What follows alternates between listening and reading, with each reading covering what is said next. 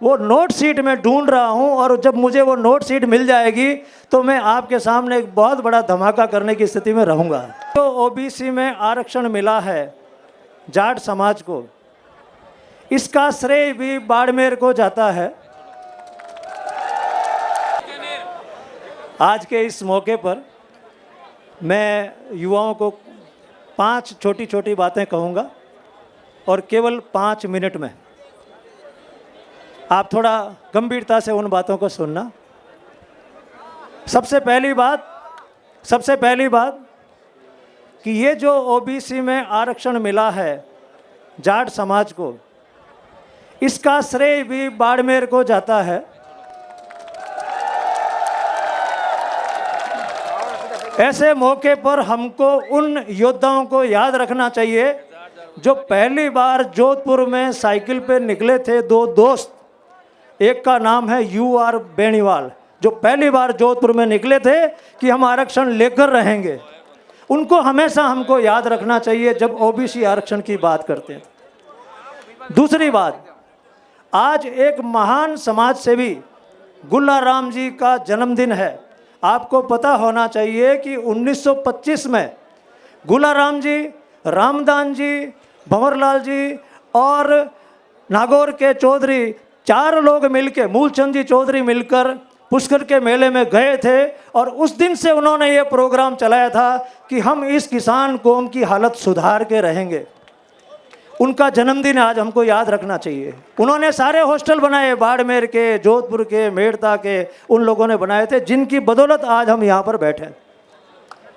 तीसरी बात, ये जो ऑर्डर इशू हुआ है 17 अप्रैल 2018 का, मैं काफ़ी दिनों से इसकी तलाश में हूँ कि ये ऑर्डर इशू क्यों किया गया। ये तो ठीक है, ऑर्डर इशू हो गया है, लेकिन ऑर्डर इशू करने के पीछे क्या कारण था वो नोट शीट में ढूंढ रहा हूँ और जब मुझे वो नोट शीट मिल जाएगी तो मैं आपके सामने एक बहुत बड़ा धमाका करने की स्थिति में रहूँगा।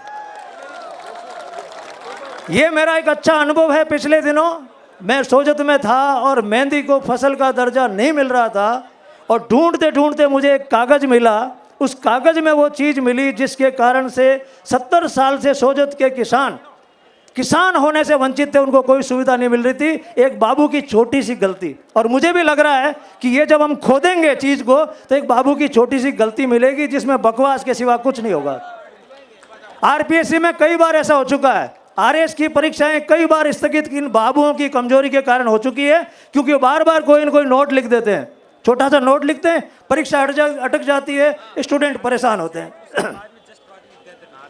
आपके इस आंदोलन को मैं साधुवाद करता हूं और खासकर बाड़मेर और दूसरे जिलों के लोगों को जिन्होंने इस मुहिम को उठाया है।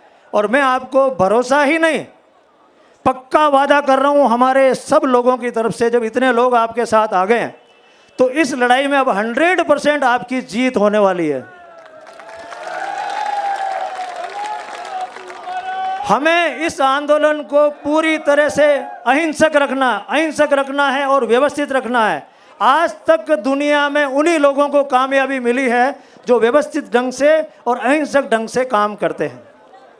आखिरी बात मेरी सारे जो युवा यहाँ बैठे हैं ढंग से सुन लें। आखिरी बात एकदम ढंग से सुन लें, कान खोल के सुन लें। जिस चीज़ को मैं फील्ड में भुगतता हूँ, आरक्षण के लिए हम लड़ते हैं, नौकरी की हम लड़ते हैं, उस समय हम किसानों की बात करते हैं, लेकिन जब हम ग्राम सेवक बन जाते हैं, पटवारी बन जाते हैं, कांस्टेबल बन जाते हैं, उस समय उस कौम की उतनी मदद नहीं करते जितनी हमको करनी चाहिए। अभी पिछले दिनों मैंने सभी पटवारियों को और पर्यवेक्षकों को कहा था, खेतों में जाओ, बहुत बुरे हालत में किसान है, आपको सिर्फ ये काम करना है कि हकीकत कागजों में लिखनी है, धूप में खड़े होके।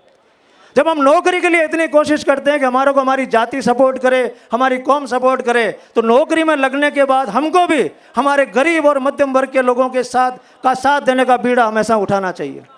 उनको लगना चाहिए कि ये जो हमारे बच्चे हैं जो सरकार के अंदर चले गए हैं, जब भी हम किसी थाने में खड़े होते हैं, किसी तहसील में खड़े होते हैं, तो हमारी मदद के लिए हमेशा खड़े होते हैं कि आओ बाबा जी चाय पियो, आपके लिए क्या कर सकते हैं। ये भावना जरूर इस नौकरी के बाद में रखना।